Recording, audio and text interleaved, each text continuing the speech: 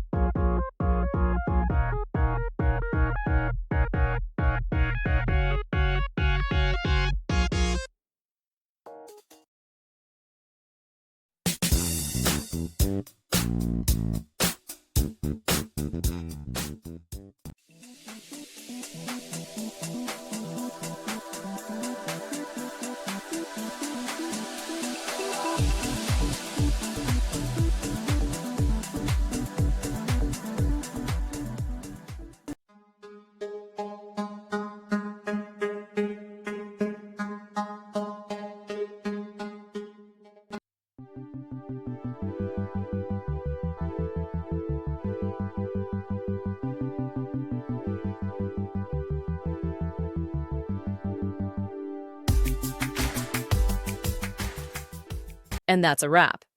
I hope you found the answer you were looking for. If you did, take a second to hit that subscribe button. It really helps out. And let me know in the comments which solution worked best for you. See you next time in the debug zone.